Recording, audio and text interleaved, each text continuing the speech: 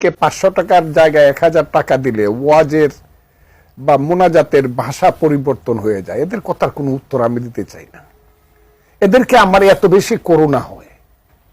বড় বড় মৌলানা সাহেবরা ইউনুস সুৎখোর, এর চেয়ে মহাপাপী আর কেউ নাই। এখন আসি সময় দেখলাম সেই মৌলানা সাহেব দোয়া করতেছে, হে আল্লাহ, নবীর পরেই যাকে স্থান দিতে হবে সেই ইউনুসের পক্ষে বলেন সবাই আলহামদুলিল্লাহ।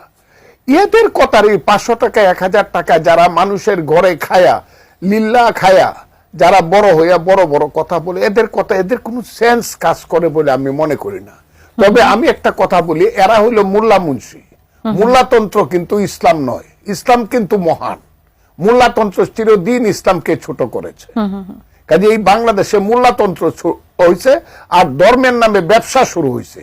এই যে ব্যবসায়ীর দল, ধর্মের নামে যারা ব্যবসা করতেছে, তাদের কথার উত্তর দিতে গেলে এই যে তারা হাজারে হাজারে জমা হয় সোহরাওয়ার্দী উদ্যানে, কোত্থেকে প্রতি শুক্রবার পাইছে আল্লাহর মহান দিন, শুক্রবারের জুম্মার নামাজ পড়েই হাজারে হাজারে ওই মাদ্রাসার ছাত্র পাইছে, গরিব মানুষের সন্তানেরা।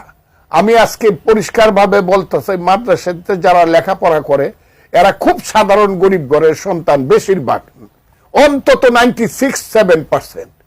এই ছেলেপেলেরা কিছুই বুঝে না হুজুর ছাড়া।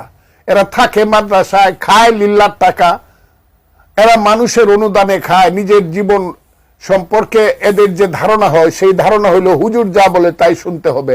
হুজুরেরা তাদেরকে কয়েকদিন পরে পরে প্রতি শুক্রবারে অথবা 1 মাস 2 মাস পরে পরে তৌহিদি জনতার নামে, ইসলাম রক্ষা করার নামে সোহরাওয়ার্দী উদ্যানে জামাত ইসলাম, হেফাজতে ইসলাম তারা এসে যুক্ত হবে।